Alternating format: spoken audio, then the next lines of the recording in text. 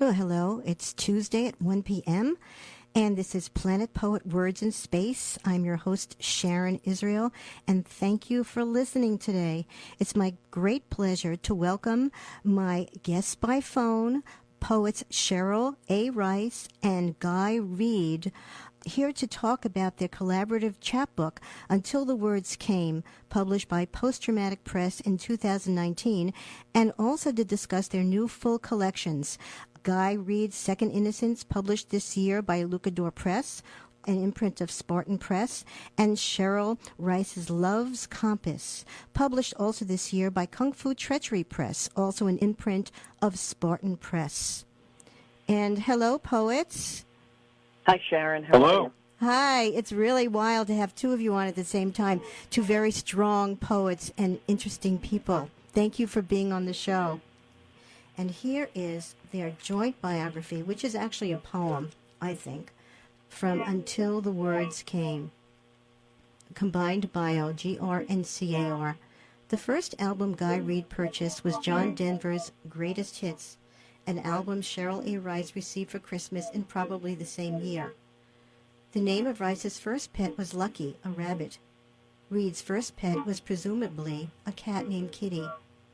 Reed's first favorite poet was Johnny Cash. Rice's earliest memory of poetry was A Child's Garden of Verses, which makes Robert Louis Stevenson her first. Rice believes that to be holy is to be entirely present. Reed says that to be holy is to be creative.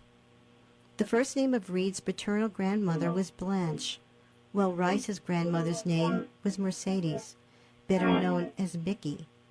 Rice still misses a past life that never was, and John Candy. Reed misses the teeth he's lost, his parents, and the horizon on the prairie. So that tells us a lot and still leaves you veiled in mystery, both of you. How long have you been friends? I know you've known each other a long time. I think we became aware of each other maybe in 1999. 2000, I think, is when we started, I don't know, talking to each other, perhaps. And I understand. Yeah. Yes, go ahead, Cheryl. Right around there, it was one of the last Sylvia Plath bake-offs that I held that I know Guy showed up to read at, but I didn't really realize he'd been there till years later when I looked at the photographs and said, oh, there's Guy sitting way in the back. But I used to run an open mic in Saugerties as well, and I think he started showing up there, and that might have been when we first started speaking. Yeah, I was intimidated. I moved to this area in 97 and went to a few readings and saw people like Donald Lev and Shirley Powell, and I was intimidated. I thought, oh, my work's not going to fly here. I got to work on it before I can get up the courage to read. But once I got out, it was very warm and inviting community and made many good friends. Cheryl, did you write something about Guy called My Mississippi Boyhood? Minnesota Boyhood. I'm sorry, My Minnesota Boyhood. Yeah, I did a chapbook of poems, a few of them based on this imaginary place called Minnesota, which I've never been to, and Guy claims to have been born and raised in. So, but I actually got frustrated. I felt like, everybody has a story, but I felt like Guy had this rich reserve of imagery of the Midwest, and that was very different from mine in many ways. Mm-hmm. So I just started writing the poems I thought he should write, and that came out. That was Post-Traumatic Press as well a few years ago. So that was the start of your sort of channeling each other in poetry? Maybe. Yeah. Well, my feeling is if you can't be writing good poetry, hopefully you can be out inspiring it, perhaps. And I feel very honored that I was, simply by the fact of where I was born, I was able to do that. Allegedly born. Allegedly. Right. That will never be resolved, I think. Maybe not. And the genesis of Until the Words Came, when did you start thinking of writing a book together? It wasn't so much writing the book together as we were featured together at Teresa Costa's reading in Kingston at the Art Bar. Right. And I think I suggested let's try to coordinate what we read, as opposed to you read your stuff, I read my stuff. And I knew we both had lots of poems about poets and poetry, which is the most unattractive theme I can ever think of, but we did make it work. So after that, I think we just thought about doing it as a book. Oh, that was a great idea, because the book is very unusual. It's one long Ars Poetica, I guess, a meaning of poetry and your inspirations. But I want to read a couple of blurbs in the beginning of the book that are very telling about what you've written. This is from Rebecca Shomeda. Correct me if I'm wrong. Shomeda. This shared collection, written by two of my favorite poets, explores the process of writing, both the struggles and the triumphs, in a way that anyone who has ever put a pen to paper or fingers to keys can relate to. Michael Jurovic wrote, two poets walk into a chapbook to talk poets in poetry, and voila, a laureate's belt buckle is slowly, purposely undone. His crinkled corduroys fall to his loafers. It's springtime in Kingston, New York. A worldly saint, we all marvel, steps to the podium with eyes of snow. Maybe Anne Sexton wanders. They talk airily, fondly, of poems that make nothing happen, of the night before yesterday, when for a moment society was kind. I can go on. And then Irene O'Gordon says, take this ride. Seasoned and skilled poets Rice and Reed have fashioned a well-oiled tandem bicycle of a book exploring the varied landscape of the life in poetry.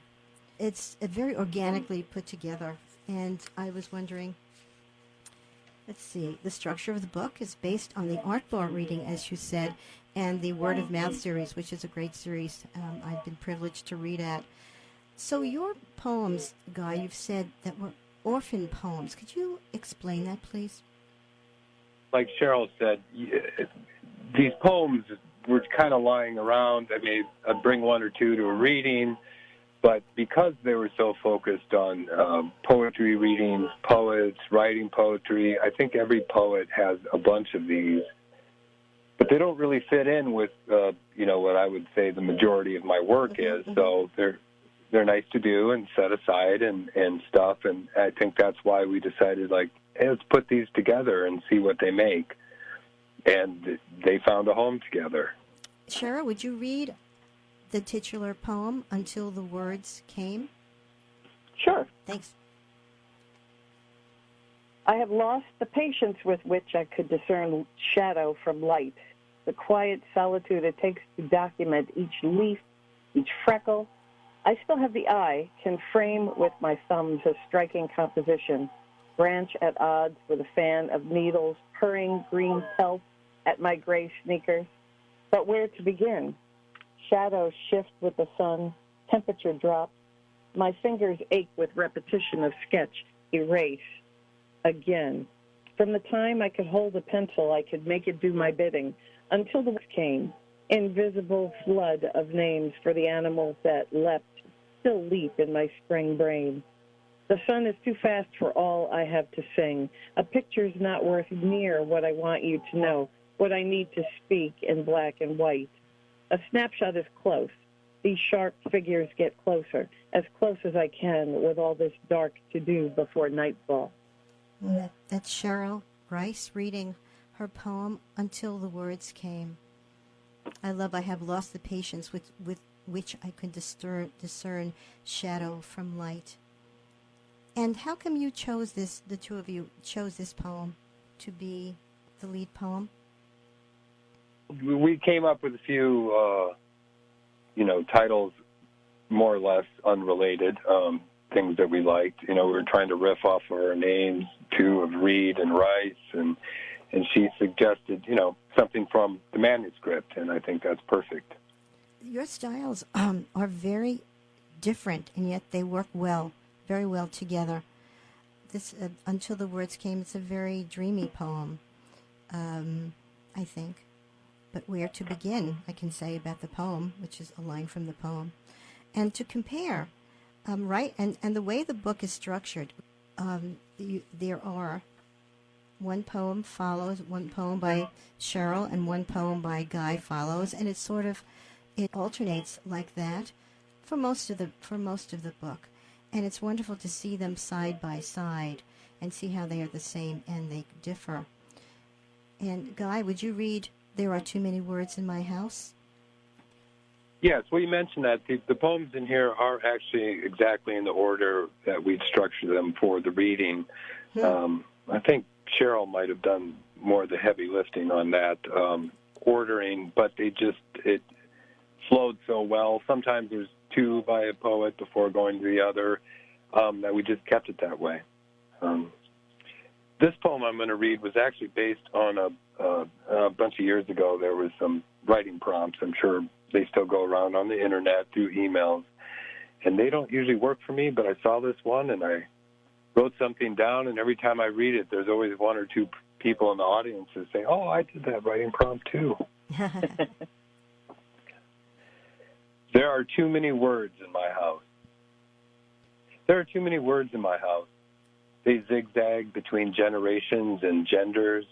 They hit the TV and bounce off, hit the phone and go through. Some words go out the windows and disappear into the woods. The squirrels chatter back. A few escape up the chimney. A mouse ate a few words the vacuum cleaner missed, but the cat caught the mouse and ate him. The cat puked up the mouse, and a big Y-U-C-K went out with the garbage. You may have a yard sale for all the excess words the children no longer play with. I'd really like a dumpster to haul them out and dispose of them quickly and easily. But every word has a life of its own, and I'd feel guilt about it. I'd rather see them go to a good home and be used again. Our house, then, would be free of clutter, neat and organized, a place for every word and every word in place. But the language would just pile up and spill out again because it's what it does. I will build a new place then, a little shed, empty and free from words where silence reigns.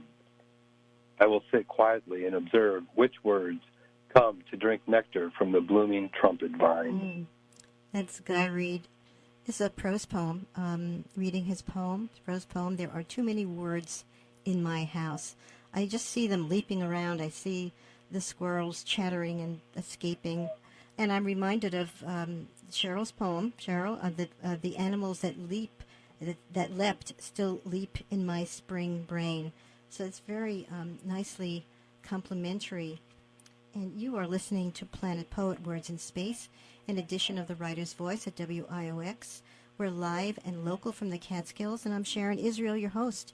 Joining me by phone today from the Hudson Valley are poets Cheryl A. Rice and Guy Reed. A lot of you write about poets that have inspired you, both of you, and they make up a good deal of the book. And I would like to discuss some poems that you choose. You can read them, and we can discuss what poets have inspired you. And Guy, why don't you start with Why I Don't Write Like Frank O'Hara? And you have to give us a little background. If you want to give it before or after, it's up to you. Why I don't like Frank O'Hara? I mean, that's kind of a twofold way that title came about. Partly I wrote a poem about the color orange, and that reminds me of a great Frank O'Hara poem that I love called Why I Am Not a Painter. Mm-hmm. That's right. There's some abstract painters I know who also had paintings, specifically a painter that I'm going to read a poem about later. Ralph Humphrey had a painting called Why I Don't Paint Like Mark Roscoe. And I think a friend of his, William Wilson, had a book of Why I Don't Write Like Franz Kafka. So it just all kind of came together, and I said, Why I Don't Write Like Frank O'Hara. And I'll read that poem. That's the title, Why I Don't Write Like Frank O'Hara. We need more orange in our life, you said out on Cape Cod. I agreed. And we bought the coffee mugs, discussed painting our bedroom cantaloupe. Not garish, a cheerful, healthy orange hue, like the rose sky reflecting off the sandy beach, giving our skin an Ivy League glow. orange is presumed a terrible color, not as a poor choice for interior decoration, but terrible as in painful for the soul amidst the fierceness of life. Orange now meaning caution, hazard, warning, or a way to find something, see plainly. It's a squirt of citrus in the eye. I do think that each life ought to have the color orange in it, and even some yellow, though that brings in a tone too much to discuss alongside orange, which is not subtle, no matter its shade. It stands alone. It is not afraid. The color orange should be revered. Yet, on those brilliant days when our lives are most revealed, rays of sunlight illuminating orange do make it too terrible, like our trespasses, borne out among the gray of the world. That's Guy Reed reading his poem, Why I Don't Write Like Frank O'Hara. And, of course, the Frank O'Hara poem, when he's looking at this, he's writing about this painter who has sardines in his painting, and then eventually there's no sardines, and he starts writing about orange, and then there's no orange in his poem, but you rectified that very beautifully. Yes, and the funny thing is, the painting is called Sardines, even though it's not in there anymore, and the poem is called Oranges, even though he doesn't write about orange.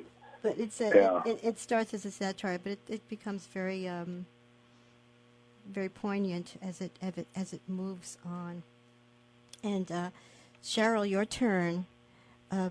Would you read Ed Hirsch in the Congo? Sure. I'll read the poem first, then I'll talk a little bit about it. Thank you. I thought they said on the radio today that today was the birthday of Ed Hirsch, born in the Congo in 1950. I was surprised, since the Congo never played a role in any of his poems. It was never part of his introductions at the Dodge. But I was not disbelieving, knowing a New York blonde who adopted the Congo as a new birthplace, birthed 3 beautiful children there, the youngest a girl with shining eyes that blink like honey stars in her Facebook photos. The blonde wears her hair in sculpted dreadlocks, dresses her long body in graceful Congo clothes. She loves a drummer. She loves to dance. She loves the rhythms of the Congo. I don't know Ed Hirsch very well, even after standing a few feet from him in the Borders tent at the last real Dodge, waiting to get a word in edgewise with Sharon Old. Not well at all. But I did not doubt that his poems, from that place where the poet relates his adventures, would soon resonate with the drums of his homeland, would dance in the ears to the beat of his birthplace. So I really don't know Ed Hirsch's work that well, but it's just based on a little mishearing too far from the radio and NPR. I'm sure it was, because who else mentioned poet's birthday? Mentioned it was his birthday, and it's really Chicago. But I heard Congo. I'm like, wow, that's messed up. I think that's hilarious. Really strange. That's hilarious.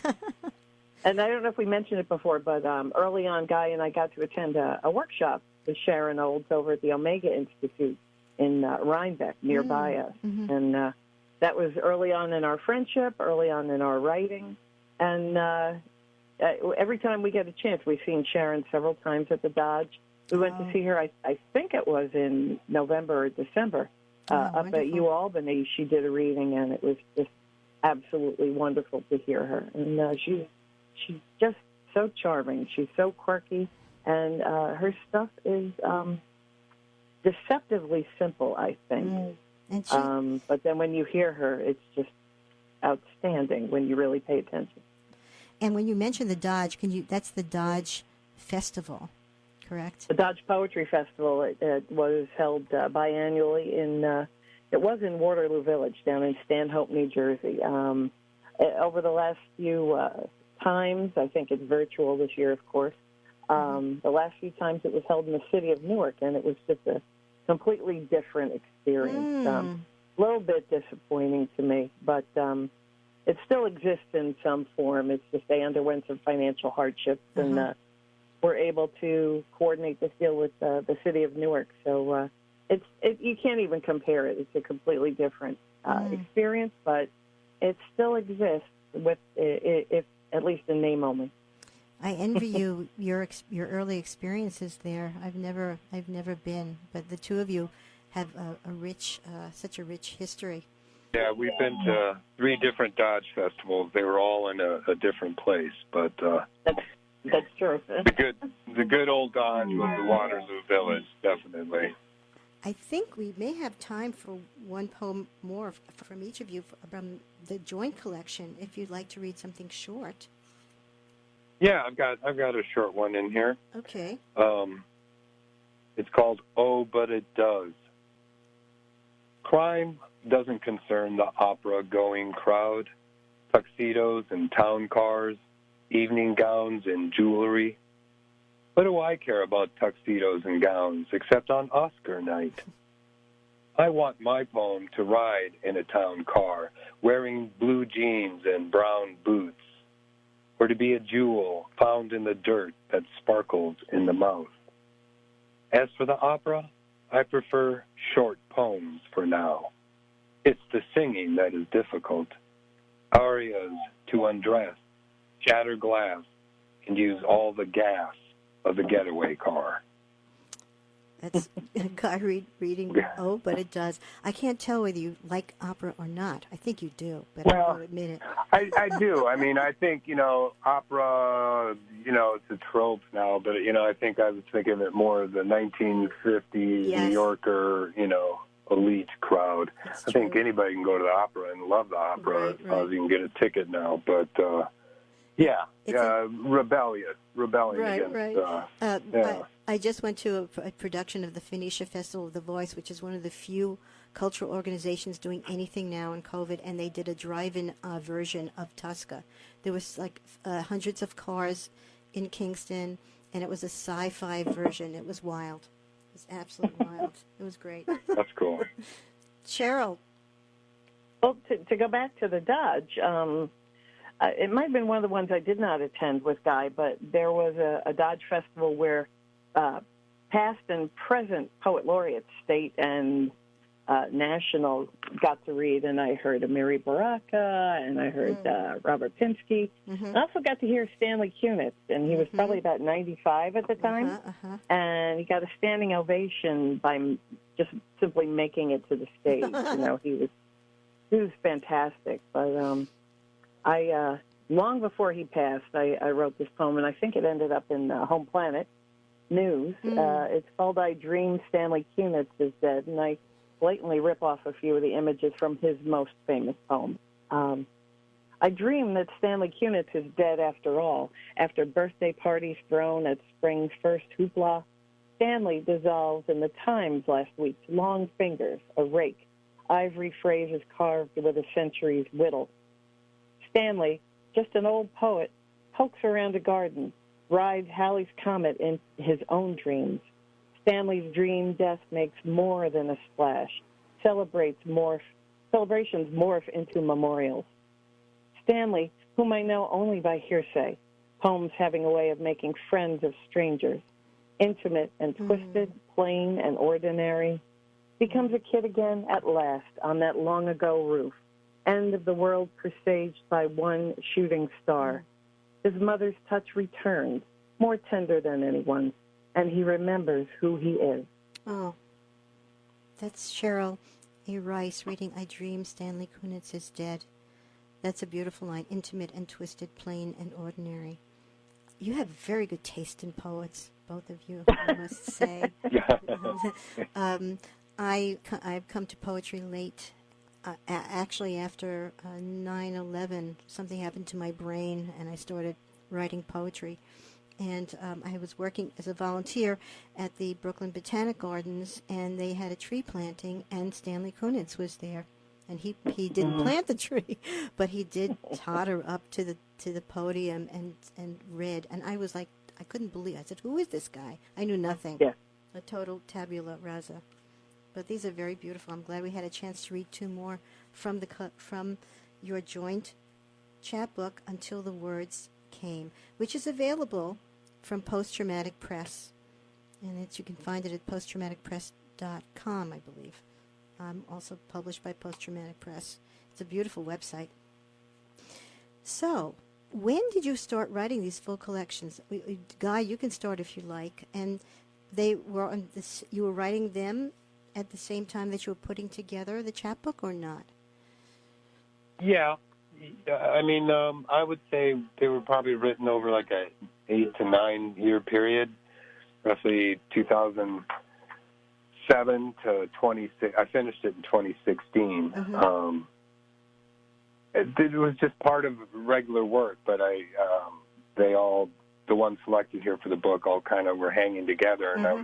I was formulating in my mind as I would add more and more poems to it, and then discovered all those years I complained about not having enough time to write, that I had actually written a bunch of poems and needed to kind of weed them out and find this collection in and amongst them. And the collection is called Second Innocence. Beautiful title. Oh, thank you. And the book cover has, it's a I don't know if it's a pool. It looks too big for a pool, but there's a very rusted ladder leading down from a concrete platform. It's actually Lake Superior, okay. up on the North Shore in Minnesota. But yeah, it looks almost like a pool, but a little bit too dark and big to be a pool. And, a family friend of mine, Hannah Jensen, had taken that photo. Actually, she had a photograph on another book of mine. We seemed to hit it off well in those regards. About 2/3 of the subject matter in the book is really the speaker, the death of the speaker's parents, as well as, some ekphrastic poems in there as well, and some about the speaker being a parent, being a child. Mm-hmm. Ekphrastic poems are poems that are based on another art form, a painting or a piece of music. And Cheryl, I'm sorry. Go ahead. Go ahead. No. I was just going to say ekphrastic. Usually, it's a specific work of art. So there are a few of those in here. Mm-hmm. That's all I was going to mention about that. Yeah. And Cheryl, would you tell us a little bit about the genesis of Love's Compass? A beautiful title. I probably have poems in here ranging over a 15 or 20 year period. It was not a single volume. Mm-hmm. I sent what I thought was going to be an amount of poems that would make up a complete book to Jason Ryberg, the publisher, and he just kept saying, you have any more, you have any more, you have any more. So I feel like I scraped every file clean, putting poems in that I felt were worthy for a full length. This is the longest collection I've put together. Yeah, it's so lovely. So I can't say that. I always say the only theme in my work is me, me, me, me, me. So that's pretty much what it's about. I like that. And he ordered it all. So. Oh, nice. Well, he put the poems in order. Mm-hmm. I'm really not very good at writing. I have several attempts at writing a complete, full length, even a chapbook, and it's aside from the Minnesota book, it's not something I feel very accomplished at. So I was happy that these poems kind of fit together. But I like what you say. The me of you is what fits them together. And I think there's a lot of themes going on in a lot of chapbooks and in collections. And I do think the essence of the poet is really the main theme of a collection. And even when you write disparate or very different poems, the you is there. The me of the poet runs through it, and I appreciate that a lot. You're not alone. Ann Carson, I believe, when she wrote her first collection, she just had an editor come over who was interested in her work, and she just spread everything out on the floor, and he just picked what he wanted. I should be so lucky. That would be nice. So let's. Well, I had help with that as well. Actually, yes. A wonderful poet and teacher I know, Juliet Patterson. I'd known her previously, but I'd taken some classes with her in Iowa City, and she said she'd take a look at it. So I sent her a big batch of poems, and she definitely helped edit out the the 2 manuscript. I had a lot of nature poems in there that, we decided to cut. And a few others, so it's a difficult process. Plus, mine was a little bit more planned in a themed way, and trying to find the right ebb and flow emotionally through the book is it takes some work. It's not easy to do. When I put my chapbook together, I found that too. It's not as dramatic as a collection, but to have the emotional tone go through it is very difficult. And we all have mentors. We're very lucky. I have my first teacher helps me with that, and I'm attempting to write a collection. We'll see what happens. But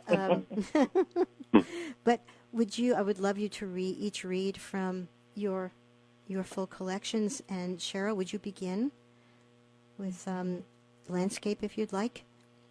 And talk a little bit about it after, because it might be a little abstract, but that's okay. Landscape. I run my fingers down the curve of his back. His twins burst into squalls every few minutes, while Japanese demons tumble across the hot TV screen. Here, snow is a given. I travel his body every chance I get. On this visit, I make a point to memorize the paths of his belly, 3-day promontory of beard, snowy gray locks that sing as he shovels. Every few weeks, we reach out our hands and pull out the lungs of the dark after the twins have fallen asleep, before the glow of nightly calls has faded. The snow, like our love, is steady, scattered, drips into piles, uncovers bare spots, both chills and despair, blankets in comfort. The sun surrenders up his own good face across our land when we least expect the light. Yeah, that's just about my current handler and roommate. When we first started dating, about almost 20 years ago now, he lived in central New York, and I lived here in Kingston. So I would go up and see him on the weekends when I wasn't working. And he had 2 twins that were very young at the time, literal twins. Maybe capitalizing it makes them sound like Japanese demons, but they were not. They were just 7, 8, 9-year-olds who were at his place every other weekend. And they were a big part of our visit, for better or worse. And they watched a lot of Japanese cartoons, a lot of anime, as the kids do these days. Yeah, I had a few collections, poems about, maybe not enough for a collection, but, when you're not pining away for somebody, you can get a little poetry written, too. I love the fact that the poem includes the children of the person you're involved with. I think that's unusual, and it's very sympathetic, and it just has a lot of lovely emotion through this. The sun surrenders up its own good face across our land when we least expect the light, which nicely reflects on the poem. Thank you, Cheryl. Oh, you're welcome. And Guy, your turn. Astonishment. Yes. Only we can burn our own hearts at the proper temperature, a requirement of transgressions against our individual consciousness. Yet it is human nature to act against our will, our iron discipline, our firm personal beliefs, even when we know. There is a weakness, not composed of character, but built into the flesh that desires sensation when face to face with aging and death. It's Guy Reed reading Astonishment. And could you explain the astonishment of the poem? Is that coming face to face with aging and death is the astonishment? Something about that, coming face to face. Also, maybe when you're, after you have an experience, failing as a human, and are a little bit older in life, and yet again, maybe you can even fail yourself, or worse, fail others. But it's not a problem of heart and mind. I think, talking about maybe more it's a body. a body issue, not a character issue. You know, you have to live with your own transgressions. You know, and hopefully they don't pile up. Hopefully you get a little wiser as you age. I love only we can burn our own hearts at the proper temperature. Ooh. Well, you know, there's Jack Gilbert is a poet that I love and has been influential, and that is that I kind of got that. I didn't steal it, but he has a line in one of his poems called "Burning," and it is, "We are all burning in time, but each is consumed at his own speed." And I think the chunkiness of my line came from the thickness of that one. Yours is a lovely line. I like also the turn comes early, yet a requirement of transgressions against our individual consciousness, yet it is human nature. And then it has a sonnet feeling to it in an odd way. And it was one of those poems where I started writing poems that were 2-3 pages long, and I knew the kind of poems I wanted to write, which were short and dense and, like this. But it took good 10 years of practice before I was able to actually write the kind of poems I felt like I wanted to write. Right. When I did, with the compression involved, that sort of... Exactly. Yeah. There's a poet, I forget who it is, I don't know if it's Auden, but it says, "Good poets borrow, and great poets steal." And I can't remember who wrote that. Yeah. But, well, I think it's been said over many artistic, creative disciplines, too. But he might have said that, yeah. Yes. Cheryl, would you read Soy Milk? Yeah, which is definitely not a compacted poem whatsoever. It's funny the guy said that about wanting to write more short poems. My poems have progressively gotten longer as time goes on. And I just write, and then I cut and cut and cut. But they still end up overall longer as the years go on. While I'm here, I'm going to take up as much time as I need. So there you go. Soy milk. A gallon of soy milk in my fridge begins the 6th of its 7 days of wholesomeness. Beware, my darlings, no one will hire you of any substance after the age of 50, especially with a resume full of too many degrees, too few unions. I fell into employment as a way to support my art, never believing art was a way to support my lavish lifestyle of food, shelter, gas. The soy milk agrees, begins a riot inside the carton, protests the lack of flavor. My tongue knows not the difference between almond or cow, sweet or sour, old or young.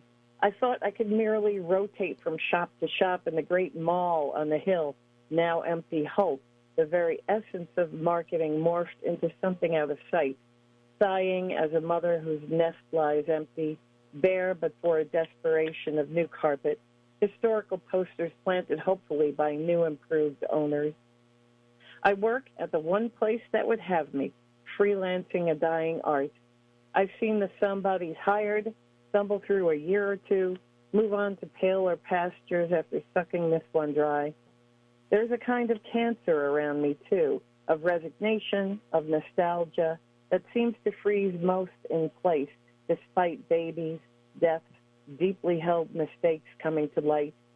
It is all I can do to keep mortgage and mind together, all I can do to pass the time until one or more pensions is in reach.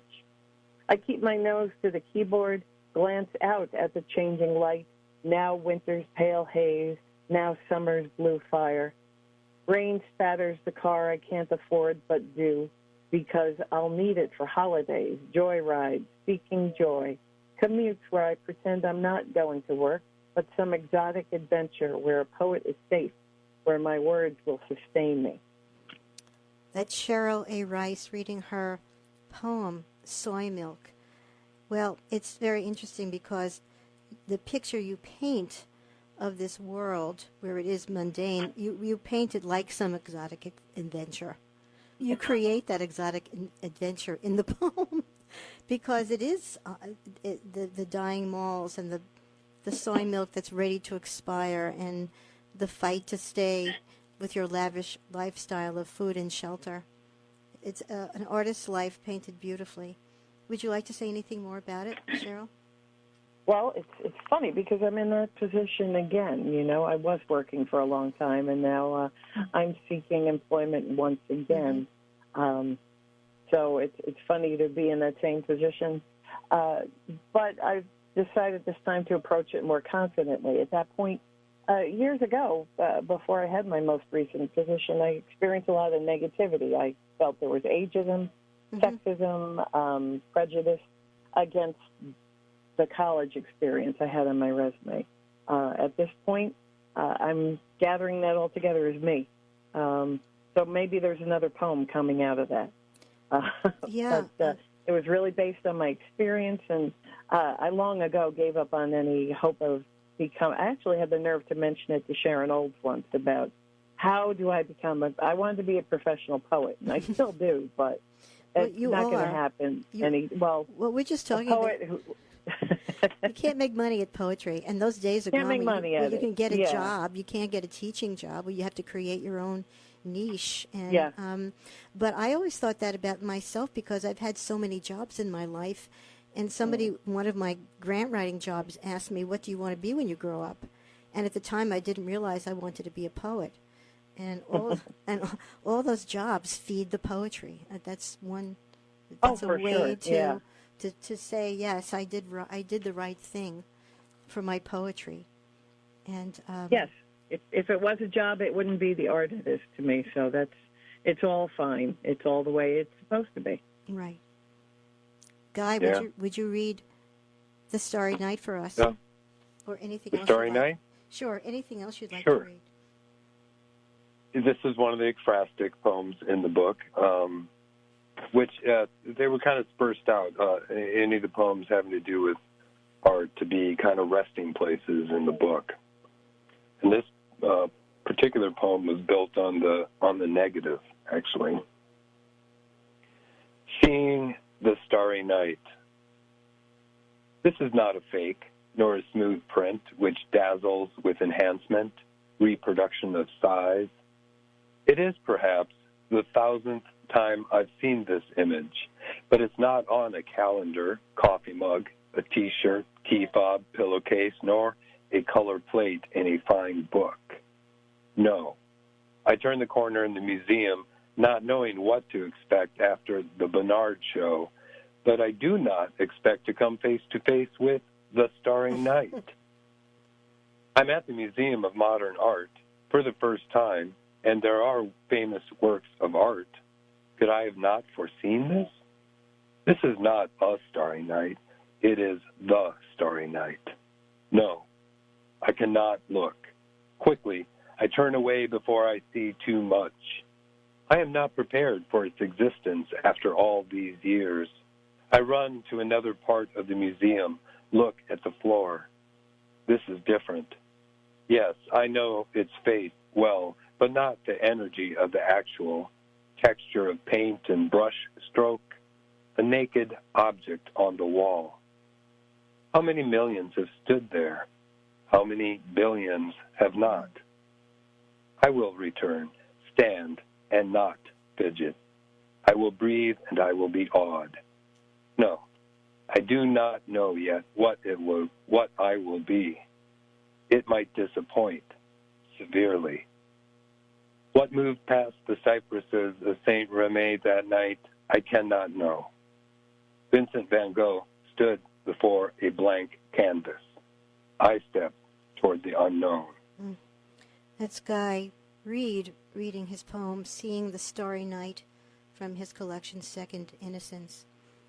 That really speaks to my experiences seeing the masterpieces, because it's been so diluted, so Warholized by familiarity.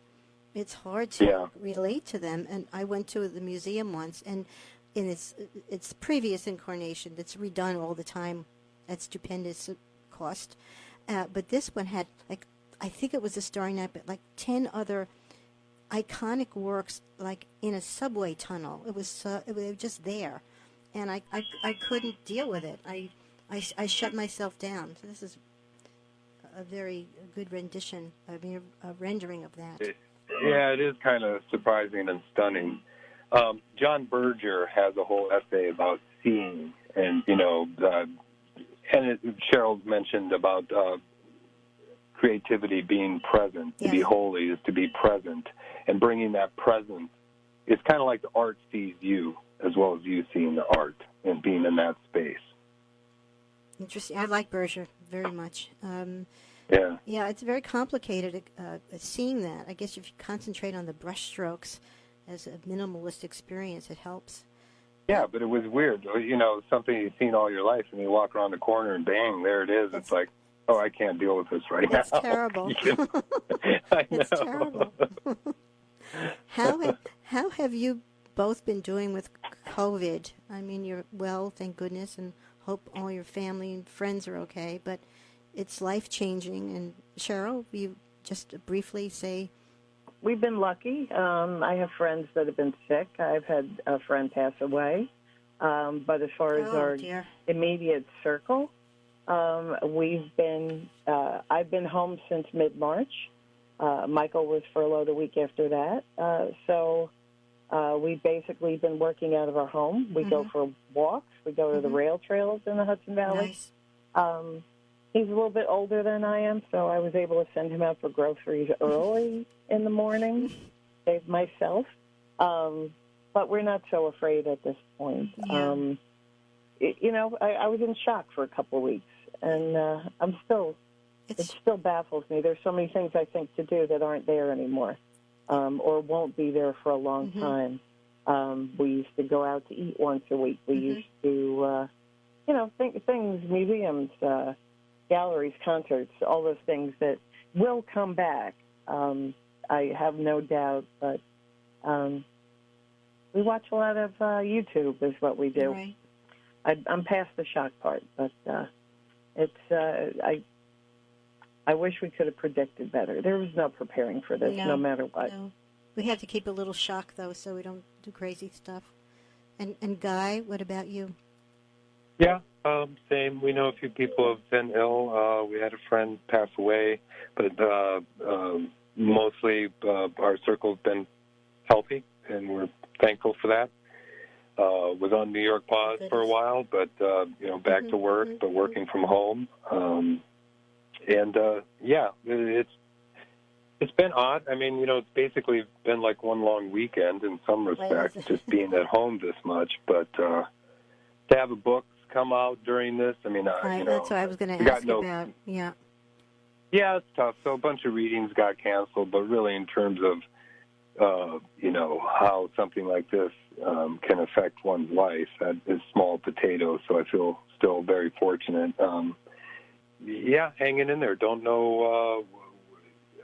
I don't think we can predict anything more than a month or two out, and maybe not even that at this point. Hope you're both still writing. I'm trying my best. We have time for one more poem apiece, I believe. You both have poems relating either directly or indirectly to the disaster that we're living through. If you want to read that or one more from your collection, it's up to you. Do you have something, Cheryl? I do. I have this poem just appeared on the in Trolley magazine, which is put out by the New York State Writers Institute. Congratulations. And it's called, thank you. It's a great organization. If I was a little closer to Albany, I'd really love to be more involved. But it's called Mask, and it really stems from early on when, you just see these things happen, and there's going to be anthologies about the pandemic, and just people jump on it, but they have to be written about. And it just sort of expresses my reluctance to write about it and writing about it at the same time. And it's called Mask. Cowboy, ninja, terrorist, you can play any role you like in your fashion mask of choice. The interwebs are flooded with ads. Your favorite band, TV show, cartoon persona, quickly printed on a nylon sling, contoured to enclose your jaw, your mouth, the all-important nose, source of all knowledge of this vine-ripened disease. I hesitate to commemorate the trend. Don't think of it as fashion, but a horror show with no finale, necessary evil like soap or daylight. The calendar and my inked-in plans mock me from above a desk I may never see again. I hover over a laptop, perform a mockery of my former task, wear a mask myself of despair, confusion, pause. Well, that says it. That's Cheryl Rice's poem Mask. Mask. I have something I wrote about being on Zoom. Oh, great. Been doing a lot more Zoom things these days, Yeah. and I think weeknights late at night are not good times for me to be on Zoom. How It come? speaks to that. Well, I don't feel like I exist. Plus, I don't know. It's like staring at a screen, and it's just an odd experience. It is very strange, and you can't look away easily. And if you go a video to run around, it's not considered good to do that. But yeah, there's a whole unwritten, etiquette too, definitely. But I wrote this: Zoom existence. I'm speaking on a late-night digital video show from the middle of somewhere only I know. I see people, large as thumbnails, hear them broadcasting from their own nowhere I know. Same. We are all echoes. Who is the silent person on the wall with their spider finger and toe tips? They listen. How the human voice sounds in a room, disembodied in the presence of oneself speaking at a screen. The blue ocean of light flickers in the eyes of the empty. wow, flickers in the eyes of the empty. That's Guy Reed reading Zoom existence. Zoom existence. Yeah. Oh, wow. I'm so pleased you're on the show.